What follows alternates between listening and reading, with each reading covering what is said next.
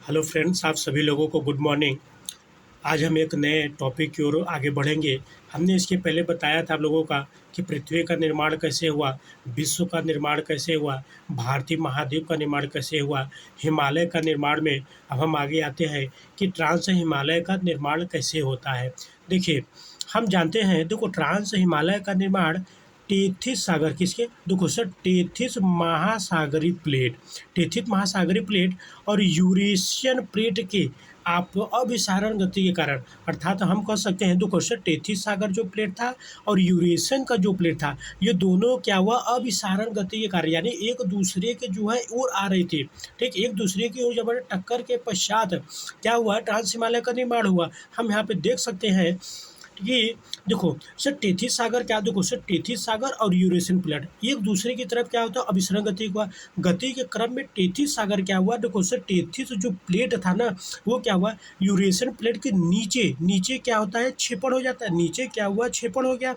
ठीक है, नीचे क्या होता है, क्षेपण हो जाता है। अतः टेथिस सागर में जो मलबा था ना, अब देखो सर, टेथिस सागर में क्या था, जो मलबा था, इस मलबा में क्या होता है, बलन की प्रक्रिया शुरू होता है। क्या होता है, बलन की प्रक्रिया शुरू होती है। और बलन के प्रक्रिया के परिणाम स्वरूप क्या होता है, वलित पर्वतों का निर्माण हुआ, अर्थात ट्रांस हिमालय का निर्माण हुआ। अर्थात किसका निर्माण होता है, काराकोरम का, लद्दाख का और जास्कर का। अर्थात हम कह सकते हैं, तो ट्रांस हिमालय में 3 पर्वत चोटियाँ हैं। कौन कौन सा, काराकोरम, लद्दाख और जास्कर।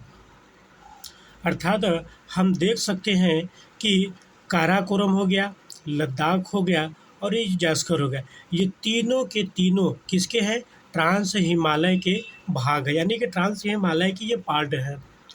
लेकिन यहाँ पर सवाल ये उठता है कि देखो, जो जास्कर श्रेणी है ना, कुछ विद्वानों में क्या है, मतभेद है। कुछ विद्वानों में क्या है, मतभेद है।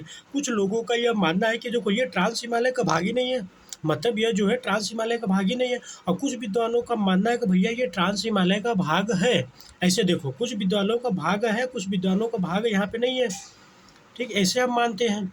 लेकिन देखो, जास्कर जो श्रेणी है वो लद्दाख में, यानी कि जो सिंधु नदी है, लद्दाख में सिंधु नदी के दक्षिण में स्थित है। देखो, नदी के हिसाब से अगर देखें तो सिंधु नदी के जो है दक्षिण में है, और नदी के हिसाब से अगर देखते हैं तो जास्कर जो है ट्रांस हिमालय का भाग नहीं है। तब तो हमारा ये वाला पॉइंट सही होगा। लेकिन हमारा एक प्रमाण सिद्ध हुआ, वैज्ञानिकों ने प्रमाणिक के हिसाब से किया कि जो जास्कर श्रेणी में, ठीक है, जास्कर श्रेणी में जो चट्टानी संरचना वहाँ पे पाई जा रही है, यानी कि चट्टानी संरचना को क्या हुआ, इसका वैज्ञानिक परीक्षण कराया गया।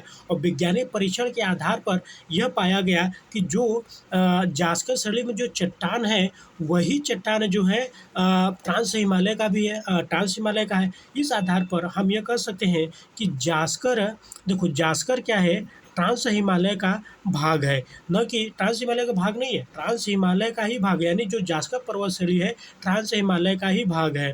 ओके, हम यहाँ पर एक बार और देख सकते हैं, तो ट्रांस हिमालय में 3 पर्वत श्रेणियाँ, कौन कौन सा, 3 पर्वत, देखो सर, ट्रांस हिमालय में 3 पर्वत श्रेणियाँ यहाँ पर कौन कौन सा, काराकोरम, लद्दाख, जास्कर। ये तीनों के तीनों क्या है, ट्रांस हिमालय के भाग है। और मैंने यहाँ पे बता दिया कि ट्रांस हिमालय का निर्माण कैसे होता है। तो याद रखना, ट्रांस हिमालय का निर्माण जो है कॉन्टिनेंट, मतलब ओशियन प्लेट, कौन सा, देखो ओशियन प्लेट और कॉन्टिनेंटल प्लेट के अभिसारी गति के कारण क्या हुआ, बलन की प्रक्रिया शुरू होती है। और बलित की प्रक्रिया के परिणाम स्वरूप क्या था, वलित परतों का निर्माण हुआ। अर्थात हम कह सकते हैं कि ट्रांस हिमालय का निर्माण हुआ।